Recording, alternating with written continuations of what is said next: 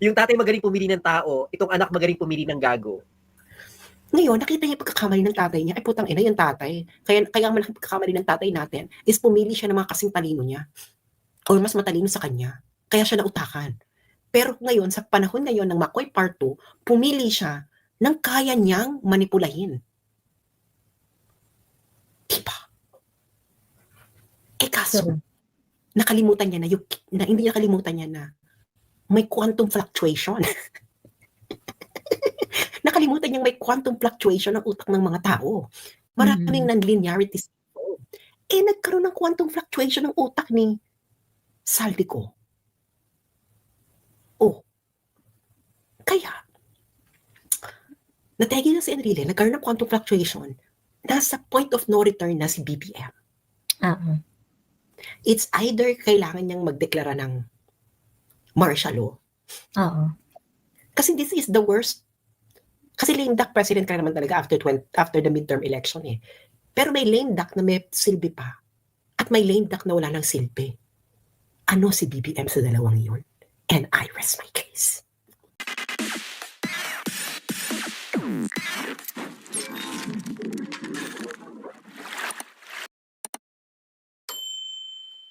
Kasi si Saldi na yung parang pinakabongga eh. So, I think marami pa kakanta. Kasi endgame na eh. And always remember, the downfall of the father started nung may pinakulong na kalaban at kailan siya nag-snowball nung nawala si Enrile sa pader niya. So, history rhymes. Pinakulong mo yung kalaban mo, tapos biglang nawala si Enrile. Mas mabilis nga lang yung progression ngayon. So, nawala si Enrile. Kasi tategi na. Kasi may sinabihin ako dyan eh. Sabi niya, kailan sa tingin mo magkakaroon ng turn of events? Alam mo, sinabi ko talaga sa kanya, pag nategi si Enrile, sinabi talaga yun. Sabi, bakit? Kasi si Enrile yung alam niya kung paano gawin lahat. Kung meron kang gustong kunin ng advice kung paano gawin ang lahat, you ask Enrile. You ask Enrile. So pag nawala na si Enrile dyan, they will be like headless chicken. Yes. Because they will not know what to do, no? They will know what to do because only Enrile can pull off something as messy as this one. Because Enrile is the brightest of them all. Diba? Because Enrile is the brightest of them all. Because he has to live through everything. Nung in-interview ko yan si Enrile, sabi niya, kaya basang-basa ko niya, sabi niya, it's all about survival. Sabi niya ganyan. It's about political survival. So si Enrile talaga ang Machiavellian par excellence. Wala na siyang, he has no morals. He is a political animal par excellence. Si Enrile. Alam mo, sa galing ni Enrile ha, minumura kayo nung time ng away nila ni MDS, ni Miriam, minumura kayo si Enrile. Pero nung time ni Duterte, parang, yes, Enrile. Bilang maka-Enrile na. Ang galing ni Enrile maglaro, promise. Si Enrile talaga ang the brightest. Enrile is the brightest of them all because Enrile has no pang of conscience.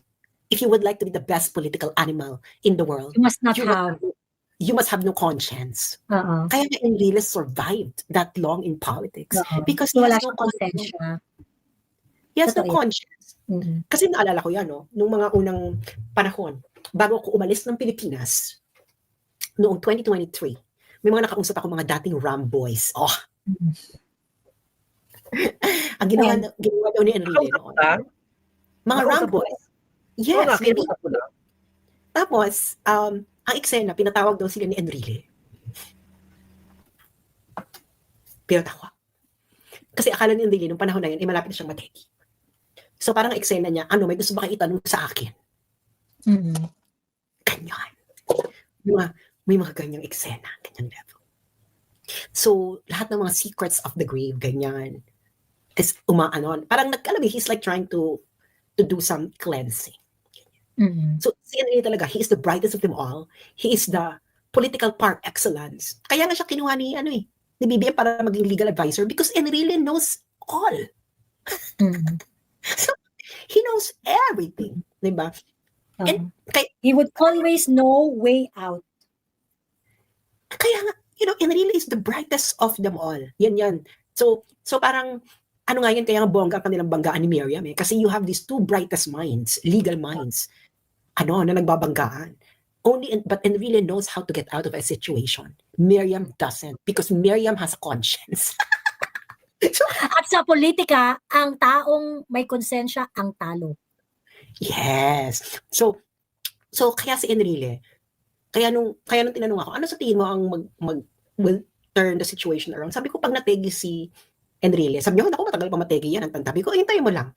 Malapit na yan, siguro before 2026 or by 2026. Hindi lang siya makapaniwala. Kasi sabi ko, kasi look at Enrile, he's ailing, etc. And he is the solid rock in the administration because he knows everything. Okay, he knows everything. And nung mawala na si Apo Enrile, they're not scrambling. They're not scrambling. And aminin, ang utak ni Ferdinand Marcos noon is si Enrile. Right? Si Enrile talaga ang utak ni FEM. No, parang if lahat naman ng tao ni Ferdinand Marcos noon is matatalino lahat. In fairness sa tatay, no? In fairness sa tatay. Magaling pumili ng Magaling pumili si Enrile. Si Enrile, si McCoy ng tao. Everyone, I think they were the brightest of their generation during that time. Di ba si Cesar Dirata, si Enrile, si Ramos. Si Ramos, lahat actually. Si Ping Lacson. Bakit si BBM naman magaling pumili ng gago Hindi, ngayon kasi kay BBM, natutunan niya yung pagkakamali ng tatay niya. Ano yung pagkakamali ng tatay niya? Ang pagkakamali ng tatay niya, pumili siya ng mga kasing talino niya. Kaya pinipili niya mga yung tatay magaling pumili ng tao, itong anak magaling pumili ng gago. Ngayon, nakita niya yung pagkakamali ng tatay niya, ay putang ina yung tatay. Kaya ang malaking pagkakamali ng tatay natin is pumili siya ng mga kasing talino niya. Or mas matalino sa kanya. Kaya siya nautakan. Pero ngayon, sa panahon ngayon ng McCoy Part 2, pumili siya ng kaya niyang manipulahin. Diba? Kaso, nakalimutan niya hindi nakalimutan niya na may quantum fluctuation. Nakalimutan niyang may quantum fluctuation ang utak ng mga tao. Maraming non-linearities. Nagkaroon ng quantum fluctuation ng utak ni Saldico. Kaya, nategi na si Enrile, nagkaroon ng quantum fluctuation, nasa point of no return na si BBM. It's either kailangan niyang magdeklara ng martial law. Kasi this is the worst. Kasi lame duck president ka naman talaga after the midterm election eh. Pero may lame duck na may silbi pa. At may lame duck na wala ng silbi. Ano si BBM sa dalawang yun? And I rest my case. Ayan. Mami Laika, what do you think will happen moving forward?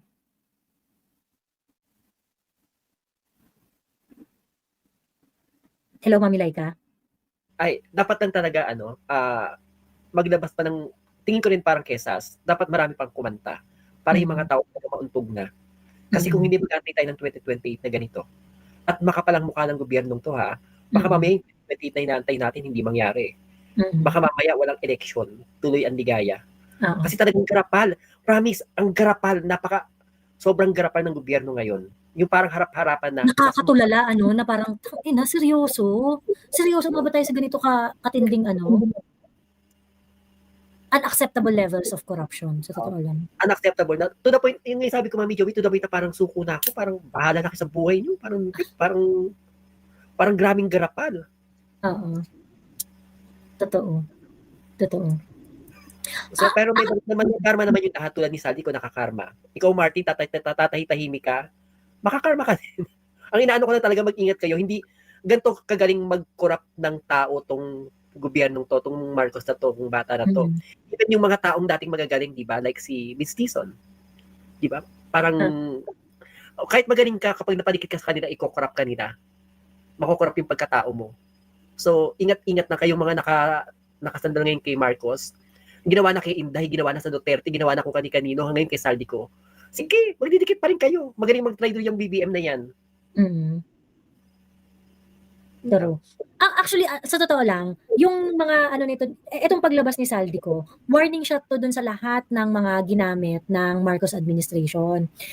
Si Saldico is the ultimate errand boy of the BBM administration. So, sabihin na natin, ay, nangurap to si Saldico and whatsoever, ganyan. Pero, siya rin yung isa sa mga reason kung bakit, I'm pretty sure marami rin perang inaakyat tong si Saldico dyan sa mga politiko na yun. That's what he said. Sinabi nga niya sa, dun sa 100 billion pa lang, 25 billion na yung napunta dyan kay Bongbong Marcos eh. Point is, kung kayo ay pinapagawa or meron kayong mga task na ang feeling ninyo ay binigay sa inyo dahil pinagkakatiwalaan kayo, ay maghunos-dili kayong lahat because you are dispensable. You are going to be betrayed and it's just a matter of time.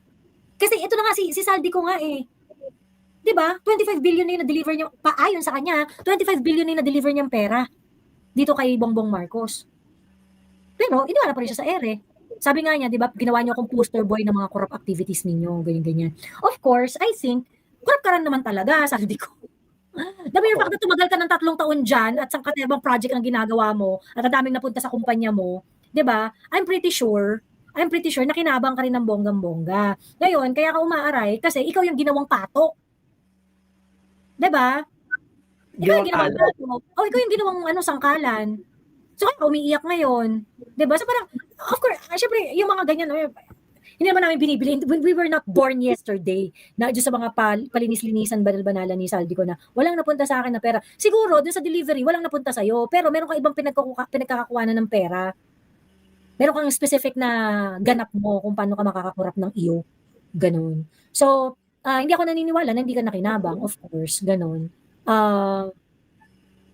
Ayan. So, para dun sa mga iba na mga tao na mas maliit kay Saldico. Kasi si Saldico nasa big boys na siya eh. Nasa big boys league na si Saldico eh. Yun nga lang, among the big boys, siya yung pinakamaliit. Siya yung pinaka-less yung power. Siya yung pinaka-errand boy among the big boys. Eh, paano pa kayong mas maliliit? Yun nasa labas ng big boy circle na yan. You think this administration is going to save your asses? Of course not. Diba? Sabi ni Julian Sword, 100B insertion, hindi pa kasama dyan ang ibang ninakaw nila na pondo. Si Dr. Leacion nanggigil pa rin sa PhilHealth Fund na di pa rin nakabalik. Ayan. Anyway, ayun. Ayun lang. So, magkita-kita tayo sa EDSA. Mami, like, sa Quirino pala. Quirino, sa rally bukas, mamaya. Magkita-kita tayo doon. Alam ko marami na nagpupuntahan Marami na nagpupuntahan from different part of Metro Manila and nearby provinces para mag-join ng rally mamaya. Ayan. Mami, like, pupunta ka? Hindi. Baka sa Tuesday. Sa Tuesday. Oo. Kasi yung Monday, nasa bundok pa din ako. So pag uwi ko, baka Tuesday. Kasi may mga kakilala rin ako. Sabi nila, 3 araw daw sila doon. So sabi nila, kung Tuesday kaya mo pumunta ka kasi mas madaming tao. Yun yung pinaka-bonggang eksena yung ika-last day. Oo. Ayun. Anyway. Ayun. Alam mo yung nag-invite sa akin na nagpipilit pumunta. Ito yung ano ko noon, nung election noon na isa siya sa mga nag-campaign ni BBM. Mm-hmm. Dating politiko yung tatay niya na nung time ni Marcos. So BBM Sara siya. Pero ngayon, gigil siya kay BBM. Mm-hmm. So ayun, sasama sila. Let's go, Diyos ko. Kaibigan kong to, kaibigan niya si Renato Reyes ba yun? Yung organisador. Kaibigan niya, sabi niya, Warin, mabait yan, talagang gago lang. Pero hayaan mo na mabait yan. Pati si Vince Dizon, kaibigan niya. Oo. Sabi mo yung kaibigan mo na magtigil-tigil na, sabi tigil na yung ginagawa niyang kabaliwan, pumapayat na siya, sayang yung pagkatao niya. Kanya, Warin, mabait yan. Si Vince Dizon, gina-justify niya yung action. Sabi, hindi corrupt si BBM kasi siya lang ang presidente na nagsimula ng investigation. Fuck you! Are you for real, Vince? Hello? Ilan yung pinakasuhan ni PRRD and during his time, ilan yung yung Singson nga, yung DPWH nga, may kaso yan sa ombudsman na-dismiss na lang recently eh. Well, may kailangan ilang DE yung napatanggal ni PRRD dyan, nakasuhan, mga district engineers sa DPWH. May kailangan yung pagtanggol kasi kailangan yung pagtanggol para ma-justify yung position at yung ginagawa niya ngayon. Kasi syempre, pogi points yan eh. Sumisikat na siya eh, di ba? Sikat na siya ngayon eh. nung time ni PRRD, although maraming may gusto sa kanya because of the pandemic, alam naman natin, yung mga kakamping ayaw na ayaw siya. Pero ngayon, mas tikat siya ngayon. Kaya syempre, para ma-justify yung ginagawa niya, yung pagiging pogi niya, yung popularity niya, dapat niya ipagtanggol. Kasi pag hindi niya pinagtanggol yan, edi tapos na yung investigasyon, saan siya pupulutin? Wala na siyang pwesto. Diba? Yun. Pero, oo, Kaya pero, sana mag-isip kayo kasi parang ba't kayo nagpapagamit sa ganitong klaseng tao? Nakita niyo na yan si Saldi ko, ano na? well, teka lang papakita ko lang yung, I don't think, clueless lang yung mga yan at nagpapagamit lang sila. Nakinabang. Oo, kikinabang. Kinabang na yan. Lalo na yung admin name, kilalang galante, basta kadikit kita, galante. Yes! Alam mo ba, ang mga vloggers ng admin, alam mo ba, papakita ko lang, share ko lang yung mga developments, ayan, Vince Season, from this to this. Ayan. Boying Rimulya, Duterte time, and BBM time. Zaldico, grabe si Zaldico. Ayan, 3 taon pa lang yan into BBM's administration Sabi ni Julian's World, ang yabang nung Fadulon kahapon sa Senate Blue Ribbon. Siya yung ba yung kasama ni FB sa kanyang aeroplano papuntang ICC? Si Lacanilaw yung kasama. Siya ba? Si Lacanilaw yata yung kasama. Alam mo, I think you can never you cannot fight your own body that has its own wisdom of what is right or wrong. So tingnan mo na ngayon si Remulla, tingnan mo na ngayon si Vince Dizon, parang why are you not aging gracefully? Hindi ka na, nung pandemic na, mas matindi nga yung gawain mo nung pandemic, hindi ka naman nagmukhang haggard. Oo, correct. Pero natutuwa kay Remulla. Bakit? Tuloy-tuloy lang niya para mapabilis sa mga bagay-bagay, charot. Grabe, no? Diyos ko. Ay, meron pa ako isa pa lang gusto kong sabihin, nakalimutan. Ayun! Yung mga, yung very generous, yung administration na to, pag sa mga kakampi nila, very generous sila. Very generous sila. However, it doesn't mean na hindi ka nila ilalaglag. Kasi nga, ang nila is, bayad ka Bayad ka kung, may, may, Huwag nang magmukhang tanga. oo. Ang bayad ng mga vloggers na nasa payroll ng administration, yung mga nagde-defend kay Martina at kay Bongbong Marcos. Trip abroad. Bakasyon abroad. Yan ang bayad nila. Pinababakasyon. Abroad. Walang pera. Meron. Magkano? Meron. Ranges from parang sa isang linggo 25K ganun. Per content na sila ngayon hindi na swelduhan Kasi wala ng budget. Tapos meron silang mga travel abroad. O di kaya magbabakasyon, Boracay, Palawan, ganyan. Tsaka kami. Ganun. Ayun. Kasama ba dyan yung pumunta ang Dubai? Kasama ba dyan yung pumunta ang Dubai? Oo. Oo. Saan pwede mag-apply, Miss Joey? Magpapahuli ba naman? Magnanakaw, syempre hindi. I'm flabbergasted at the nonchalance of the Filipinos. Go out and oust the present admin. Vlogging is not enough. The difference between the first world and the third world is that the first world has balls. Sabi ni Princess Panda Blossom. Yung mga ganito sa totoo lang. With all due respect, ma'am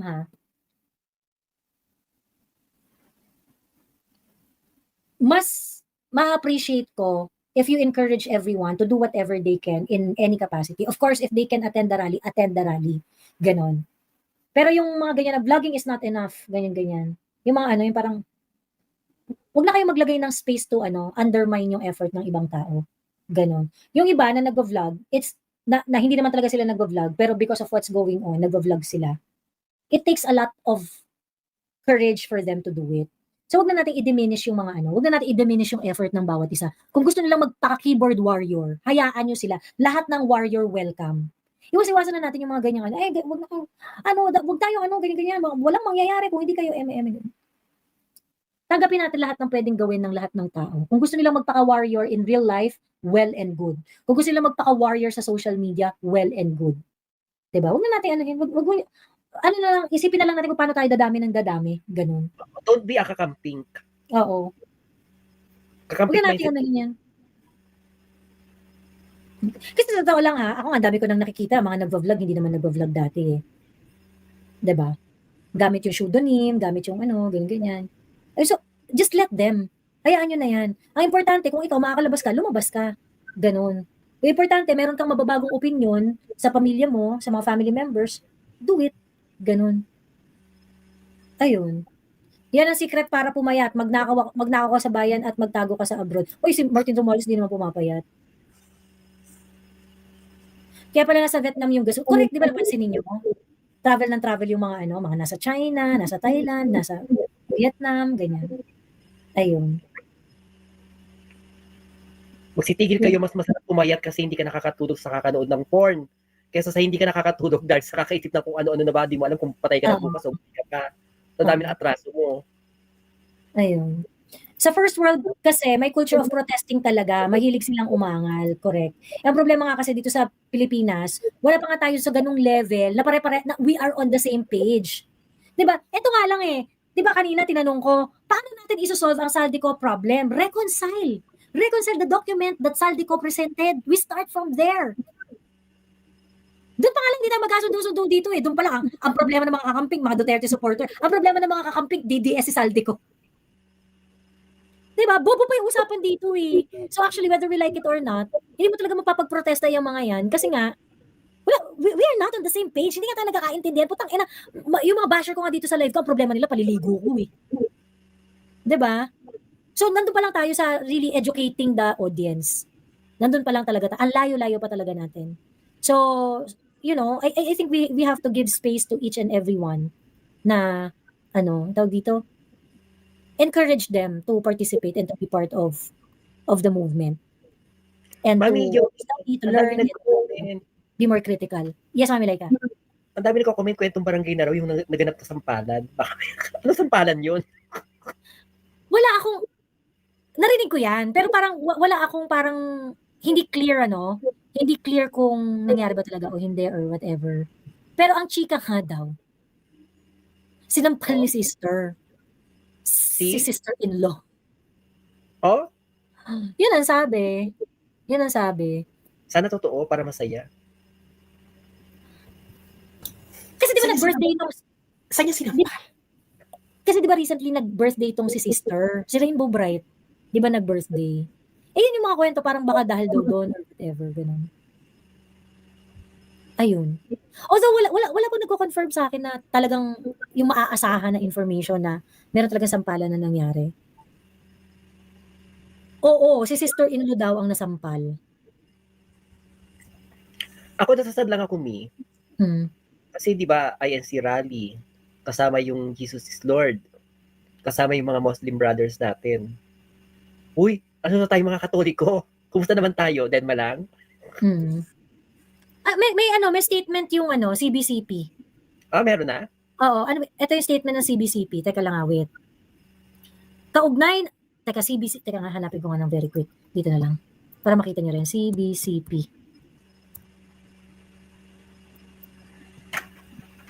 Ito, meron sila, pinalabas sila 2 days ago. Wait.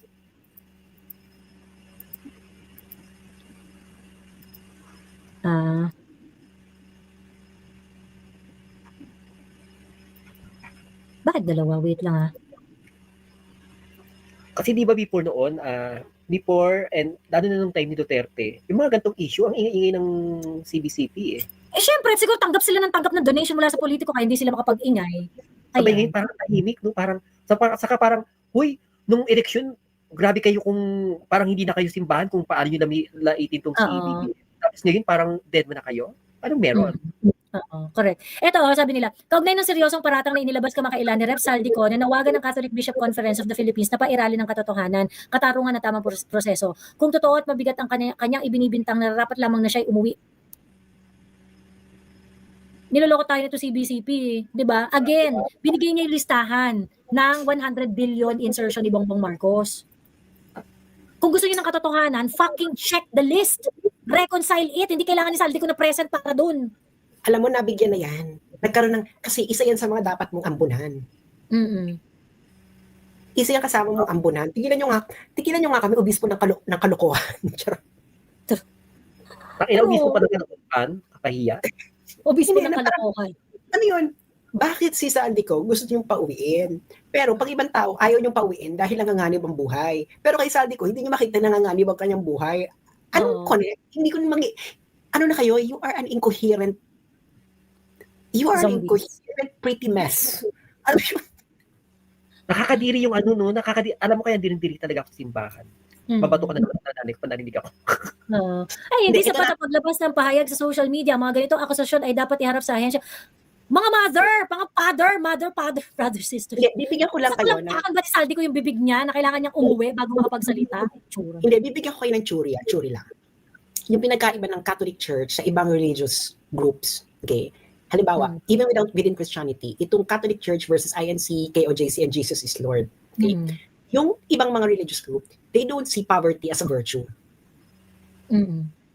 They see that hard work is a virtue. Kailangan mo magtrabaho. And that's common with Jesus is Lord. With INC, other, yung ibang congregation. and other pastoral group. As in, they will not, isa sa mga teachings ng mga yan, magsumikap ka. Iyan ang common sa kanila. No? Of course, there are doctrinal differences about interpretation about the Bible. Pero pag nakikita mo sila, iyan ang isa sa mga common nila. Na magtrabaho kayo, you have to pull yourself up the bootstrap. And that is the same with Islam. No? Na poverty is not a virtue in Islam. Hard work is a virtue. Okay? So, kaya yung mga yan, nagkakasundo. Itong CBCP, okay? Itong CBCP, hindi sila, kaya kailangan nila ng donation ng mga politiko because yung mga miyembro nila hindi yung mga church goers hindi nagdo-donate. Ang bumubuhay sa CBCP ay donation ng mga politiko. Tigilan nyo nga kami. Yan ang pinakamalaking bumubuhay sa inyo, donation ng politiko. Huwag na tayong magbulahan. Pero sino bumubuhay sa INC? Ang bumubuhay sa INC, girl, ang bumubuhay sa INC ay donation ng kanyang mga members. Kaya, itong mga groups na to, KOJC, INC, JIL, they are more sensitive to what their members feel. Kasi their contribution is the fruit of their hard work. Yes. Ang CBCP, kaya nga you have to follow the money. Sino ang pinakamalaking nagdo-donate sa CBCP? Politiko. Sino ang bumubuhay sa POJC, INC at JIL? Yung members. Nagets yun na? Nagets yun na mga bakla? Correct. Diba? Ito naman tsuri ko lang, huwag naman kayo magagalit, Iglesia ni Cristo. Feeling ko talaga, ito Iglesia ni Cristo, bago sila magbigay ng listahan, hindi ito talaga top-down imposition from the leadership. Siguro pinupulsuhan nila kung ano yung gusto ng majority ng kanilang simbahan. Bago sila nagbibigay ng listahan. Tsuri ko lang naman yan. Huwag na kayo magalit sa akin, INC. Tsuri ko lang yan. Pero, the bottom line is, the other religious groups, ang bumubuhay sa kanila, ang contribution ng mga miyembro. Kaya, kung yung mga miyembro nila is ito na ang pulso, they have to follow. So, kumbaga, INC, KOJC, and JIL, they are the true meaning of church. Kasi church is a community. So these are really community as church as community. Itong CBCP, separate sila dun sa community. They are like an imposition from above na eto kami, bahala kayo sumunod. So magkahiwalay yung shepherd sa sheep sa CBCP. Sa ibang religious group, the shepherd and the sheep are just one. Nagkataon lang na yung mga pastor nila has a higher position because they're the pastor. Pero the thing is, they are more sensitive to what their community feel. Itong CBCP, wala silang pakialam sa kung anong pakiramdam ninyong mga Katoliko kayo. True. Ayan. So that's why napaka-nonchalant ng statement nila. No? Yung parang, ba't ba kailangan yung makita si Saldi ko habang nagsasalita siya na kailangan nakauwi pa siya sa Pilipinas? As Etchoseram from. Hindi, kaya nga, another point, no? Kaya nga, look at INC, JIL, and KOJC. Huwag nyo naman mamasamain. They will go all the way in order to prove na yung binibigay sa yung contribution ng miyembro nila napupunta sa maganda. Correct. Look at the camp. Look at what they do with the money. Kailangan look at what they built, 'di ba? Yung mga INC, yung mga churches nila. Kailangan mapakita nila sa miyembro nila na this is where your contributions are going. Oo. This is where. Pero yung CBCP, wala silang pakialam. Wala silang pakialam. Kasi ang kailangan lang nilang i-please yung pinakamalaking nagdo-donate sa kanila. At sino yung mga yun? Mga putang ina, panahon pa ng Kastila, alam na natin kung sino Ganyan na yan pinakamalaki. oo. Kaya nga na-impierna, kaya nga nagkaroon ng mga denomination sa Pilipinas kasi nakita nila ang corruption ng Catholic Church. Correct. Why do you think suddenly there is an INC? Di ba kailan tinataga INC? Nung panahon nito ng Amerikano, nakita nila how corrupt the Catholic Church was during the time. That's why suddenly you have an INC na ito ay homegrown Filipino. Si Manalo. Yung Aglipay Church. Yung very, very, very close offshoot ng Catholic belief system. Aglipay, they saw how corrupt it is. Paano nila nakitang how corrupt? Kubra sila ng kubra ng donation sa mga tao. Walang binabalik sa mga tao. Kaya nga, look at now, the El Shaddai, the JIL, the KOJC, all of that, they have to build legitimacy to their shepherd, to the people who believe in them, in a way na magdodonate kayo sa simbahan, magdodonate kayo sa ating religious group. Pero this is where you're gonna see your donation. It is actually improving our community, our church community. Di ba? Kaya nga, just look at what they're doing with the money. With you know that they are spending it well, the contribution of their members. Pero the CBCP, they only need to please the highest donator because the real people who believe in the Catholic Church do not care. True. O di ba nga si Napolis noon, yung Black Nazarene, dinadala sa bahay niya. Kakaloka. Yung pinoprosession ay replica sa pantalang yung mismong Black Nazarene, dinadala sa bahay niya. Diba? Kasi ang INC walang ganyan. Walang rebulto sa loob ng INC Church because they that's against that's how they interpreted the Bible, no? These are idolatries. Kaya walang mga ganyan padrama-drama effect ang mga ibang religious group na kailangan dalhin mo ang Nazareno, kailangan dalhin mo ang mahal na birhen at maging patron ka ng mahal na birhen, etc. Because these are offshoots of the Spanish colonial period na kailangan maging patron ka ni birhen, ni Nazareno, etc. Pero it's not about the church as community, the Catholic Church. No, it's always about the church as a higher position than everyone else. Pero yung other religious groups, hindi, it is a community. Kailangan it's a real community feeling, no? Community feeling. Kaya kita mo, mas passionate ang mga member ng INC, KOJC, JAL in protecting the religious group than Catholics are passionate in protecting CBCP. Because the CBCP don't do anything to them. Correct. Oo. Walang connect, walang Nagdo-donate naman mga Catholic dapat nagsisimba. Kaya lang syempre maliit lang 'yan compared sa binibigay ng mga politiko. Kaya walang pakialam ang mga leaders ng Catholic Church. Ayun, wala silang pakialam, abuloy lang importante sa kanila, CBCP, mga yawa. Ayan, sabi nga nila, nananawagan din kami na mag-ingat sa anumang pagsasamantala sa isyong ito, lalo na kung inilabas ito sa panahong maaari magpasiklab ng emosyon o maka-impluwensya sa politika. Karapatan ng taong bayan ang linaw, hindi haka-haka katotohanan, hindi chismis panagutin, hindi panlilinlang, hinihikayat namin ang lahat ng sangkot na kumilos ng tapat, matapang at may pananagutan. Naway ang bawat hakbang na gagawin ay magsilbi sa paghahanap ng katotohanan at mapagtibay ng tiwala ng mamamayan sa mga prosesong nagtatanggol sa ating demokrasya. And they never even talk about the 100 billion projects listed by Saldico na doon dapat ang start ng reckoning. 'Di ba? Kung yung pinresent ni Saldico nagsisinungaling siya, then we would be able to know. Ako, I find it really ridiculous na sila yung net dapat ganyan, boys and girls. May baseline na pin-provide. Let's start from there. Diba? Kaya kita mga MC, nakapagpatayo sila ng Philippine Arena from the donation of their own members. Kita mo ang KOJC, nakapagpatayo sila ng dome, ng King Dome nila from the donation, from their members. They own it. They own it as a community. Pero yung Catholic Church, girl, para kailangan magkaroon sila ng malaking eksena, kailangan nila ng politiko. Kailangan nila ng mga patron. At sino mga mahilig maging patron-patron ng mga Nazareno, ng mga ganyan? Yung mga corrupt. Because that has always been the case during the Spanish period, that you buy indulgences. So that you will be assured of a place in heaven. Indulhensya. Ayan. If you want to help Filipinos, give it to the people directly. Bawal sumamba sa rebulto. Ang hirap maging Katoliko kapag ganyan ang stand ng Catholic Church leaders, contrary sa kasadamdamin ng tao, mga announcements nila. They do not care. They don't care what people think. They do not care about what their parishioner think. Di ba nung nung panahon ng election 2019 tsaka 2022. Wala kang pakialam, naubos nga yung mga churchgoers ng Catholic Church eh dahil kaka-bash nila sa mga Duterte. 'Di ba? Wala silang paki. Siguro nakakakuha sila ng donation mula sa mga like-minded individuals nila.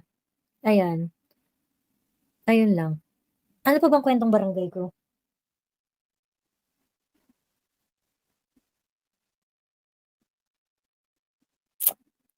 Yung kwentong barangay ko pang ano na lang, pang pagkatapos na lang itong rally. As in promise, promise. Ngayon kasi parang ano pa eh, makakasira pa eh, pero gustong-gusto kong malaman yun na rin.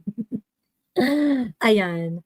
Si Chavit Singson daw, papatayo ng imahe ng Maria, pinakamalaki daw sa mundo. Sabi ko, mamalasin lalo ang Pinas.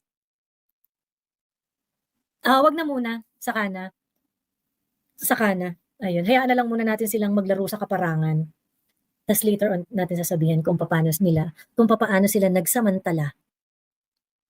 Ayan. Dati akong sakristan, pari nga, nagbinyag sa akin ng kahalayan eh. Gusto niyo pangalanan ko, sabi ni Gambit. Ayan, kinamumuhian kong maging Katoliko. Diba? Mga Catholics na wala talagang pag-ibig dun sa kongregasyon. Buwisit kasi, judgmental. Sobrang judgmental. Ayan, kami mga taga-Negros are with you sa rally bukas. Salamat sa pagpunta ninyo dito with Sen Robin and VP. We felt seen and heard. Kaya more power and salamat for fighting for us ordinary Filipinos. Sabi ni Ma'am Tara. Ayan. Ay, parang kilala ko si Ma'am Tara. Ayan. Yes, of course. Babalik pa kami next time, Ma'am Tara. At sa susunod, magsama-sama tayo. Ayun. Ngayon ka na magkwentong barangay, Miss Joey. Busy na tayo sang 3 days. Biyahe ba papali si FL? Hindi ko alam kung ano, no? Kasi mukhang ang gusto ko, nandito sila sa Pilipinas. Pag nangyari tong rally, 3 days rally, dito dapat sila sa Pilipinas, di ba? Pag umalis sila, it's not very New York. Dapat nandito kayo. Di ba? Dapat nandito lang kayo sa Pilipinas. Ayan. Pero mukhang papaalis ng Pilipinas. Nakita raw sila papunta ng airport eh. Yung Sampalan,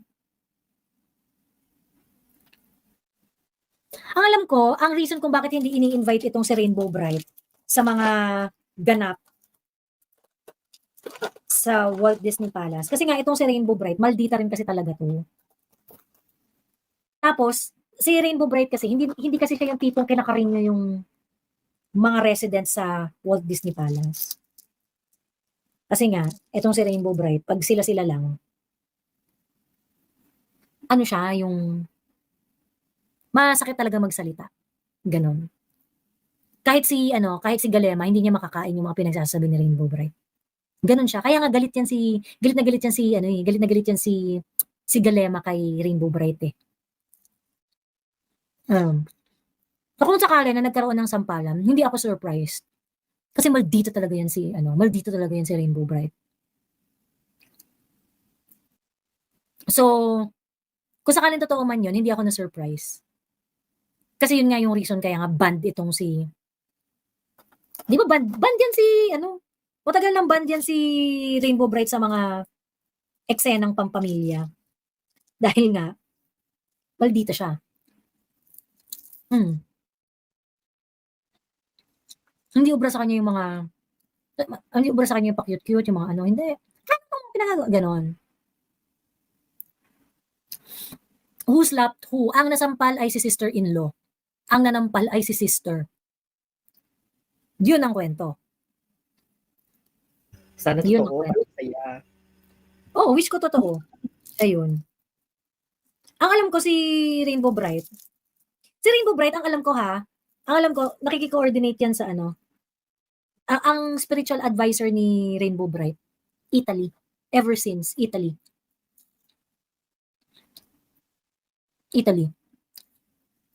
So, mukhang magkakaroon ng matinding ganap. Hindi ko alam, no? Let's just wait and see kung anong gagawin ni Rainbow Bright. Pero ako, ang gusto kong mangyari talaga, pangunahan ni Rainbow Bright. Utang niya sa atin yan eh. Utang ni Rainbow Bright sa atin yan. Kalad ka rin mo paalis ng Walt Disney Palace yung kapatid mo. feeling ko yung sampalan has something to do with that. Saan nga yung Italy? Di na po ako nakapag-review, classmates. Ayan. Grabe mga issue ng Marcos family, damay ang estado ng Pilipinas. Ayun, yun lang. Miss Joey, nagkakabalasahan ba sa Senate in case na maupo si VP Sara as President? Sino magiging VP? Hindi natin alam. Baka naman mamaya pagka ganun, biglang magkaroon ng ng rigodon sa Senado. Pero nagtanong ako, magkakaroon ba ng pagbabago sa liderato ng Senado? Mukhang wala. Mukhang wala. Mild pa pala ang pinapakita ng katarayan ni Rainbow Bright. Mataray siya talaga. Tingnan niyo bakit yan ibaban? Bakit yan ibaban? Maldita kasi talaga. Ang feeling ko, kung meron mang kasalanan si Rainbow Bright, ang kasalanan ni Rainbow Bright, sobrang niyang maldita. Hindi niya kinakarinyo tong itong brotherhood and sisterhood-in-law niya. Ayun. So, kaya para silang nagbabangga ang bulkan. Ayun. Don't forget, Sandros, mag-face arrogant sub. Sana yung sinampal si Galema na magaang muka. Nakakaya na talaga na pinaggagawa ng kapatid niya. Barangay point of view nyo kay Eman Bacosa Pacquiao regarding relationship with Sen Manny family and interview with Jessica Soho. Parang feeling ko hindi masyadong proud si Manny Pacquiao dun sa kay Eman. Pero kung ako kay Eman, kasi parang si Eman, parang siya uhaw na uhaw sa validation ng biological father niya, no? Kung ako kay Eman, you have a great stepdad. Ayan. You have a great stepdad. Stop asking validation. Si Eman Pacquiao, yung anak ni Manny Pacquiao na gwapo. Sa labas? Anak sa labas. Well, ito ba yung ito ba yung anak niya dun sa sa hotel na hindi, baka ayaw ni Jinky. Ay, kaso, baka ayaw ni Jinky mag-comment si Manny na huwag ka mag-comment dyan, ha? Oo. Kasi girl, ang ano lang talaga dyan, ang may issue lang talaga dyan yung legal wife. kaso anak mo to eh. Ito yan Kasi si Eman. kung father lang, syempre magsasalita siya, pero kung merong eksena si Jinky, the legal wife, hindi talaga makakapagsalita si Manny na magiging all-out support siya, na parang siya talaga yung cheerleader doon, ganyan. Ito yung anak ni ito ba yung anak ni Manny Pacquiao na itinanggi niya noon? Yung taga-discovery ang pogi. Salamat kang Manny. Piolo Pacquiao nga daw. Piolo Pacquiao nga. Ito yung sikat na sikat si Manny Pacquiao noon, tapos yung lumabas yung babae, yung sabi niya sa babae, parang sasapakin niya. Sasapakin ko yung babae niyan eh. Parang Sabi ni Manny Pacquiao. talaga? Oo. Doon ako una na turn up kay Manny Pacquiao eh. Kasi parang nilabas yung picture ng bata, kamukha niya, tapos hindi niya daw anak. Tapos sinabay niya pa yung babae na sasapakin daw niya. Pero tama si Sas, kasi nung time na yan, si Jinky yung si Jinky yung may ayaw. Kaya hindi maamin ni Manny na anak niya yung bata. Well, ito kasi si Eman, meron siyang stepfather na very, very present sa buhay niya. Pinag-aral siya, dinala siya sa ibang bansa, sinuportahan yung pangarap niya and everything. Tapos parang yung mga public appearance kasi nito ni Eman at saka ni Manny Pacquiao, makita mo talaga nonchalant si Manny. Yung parang proud na proud si Eman na tatay niya si Manny, pero si Manny parang okay, gano'n. Meron yung video yung parang niyayakap ni Eman yung tatay niya na parang, parang talagang very grateful siya na nanood yung tatay niya ng laban niya, ganyan-ganyan. Pagkata si Manny, parang nakaganon lang. Siguro baka yun ang instruction ni yun ang condition ni Jinky or ayaw magpakita na proud siya sa game. Siyempre, pa-fade na rin kasi si Manny sa boxing, tapos mapupunta na yun sa anak niya. So parang merong pining din yun. Siguro, oo. Siguro. Oo. Alam mo si Manny, Diyos ko Lord, hanggang ngayon gusto pa rin niya lumaban. Wala na nga, di ba? Ano ka na, way past your prime. Biglang merong yung anak mo ngayon yung umaano. So parang hindi niya masuportahan. Oo. Kasi otherwise, it is an acceptance that he is done. Oo. Kasi nga, may bago ng Pacquiao. Hindi na ikaw yung Pacquiao. May bago ng Pacquiao. Siguro. So I think kay Eman, deadmahin mo na yung si Manny Pacquiao. Kasi ikaw na ang bagong Pacquiao. True. True. Ako nga sabi ko, nung nalaman ko yung backstory niya tsaka yung stepdad niya. Kasi yung stepdad niya present talaga sa life ni sa life ni Eman. Kaso nga lang parang si Eman, parang uhaw na uhaw siya sa validation from Manny Pacquiao. Ganon. So parang I felt na Piolo Pacquiao. Ikaw Eman, ang tawag dito, focus ka na lang sa sarili mo. At dapat yan, dead mo na lang si Manny. Ganyan. Darating ang panahon, siya na ang lalapit sa iyo at siya ang kusang loob niyang i-validate lahat ng hard work mo. Ganon. But at this point, you have a great father who had been with you every step of the way. And that is your stepdad. Ayan. Hindi ka pa sikat, sinusuportahan ka na niya. Ayun. Ayun lang. So, yun ang point of view sa barangay dito kay Eman at saka kay Manny. Ayun. Mali-mali pa yung pinagsasabi niyo about Manny and Eman. O sige, ano ikaw masasabi mo? Ay, hindi ikaw magkwento kung anong gusto mo. Palitan ni Eman apelyido niya ng Arawan, hindi na Pacquiao. Parang pilit si Manny, dapat Eman maging proud sa stepdad. Ayun, obviously napanood yung interview kay Eman at sa nanay niya. Whatever.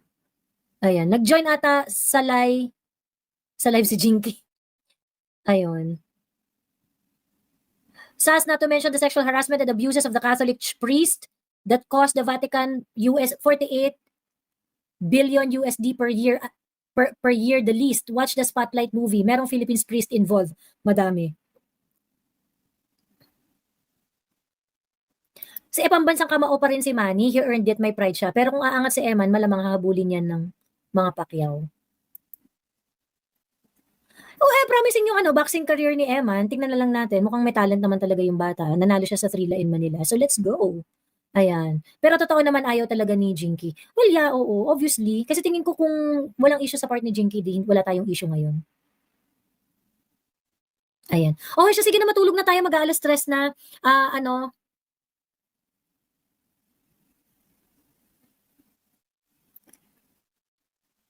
Si Eman is being trained by Manny. He is under Team Pacquiao. Malamang. Kaya nga siya naglaro under Thrilla in Manila. Di ba ang nag-promote nun si Manny? Doesn't change the fact na, di ba? Iba naman yung relationship nila doon. Relationship nila doon, promoter at saka boxer. Ayun. Masakit yun for sure sa part ni Jinky kasi yung papalit kay Manny hindi po galing doon sa mga anak. Di ba meron din silang anak na boksingero? Yung gwapo din na anak nila ni Jinky.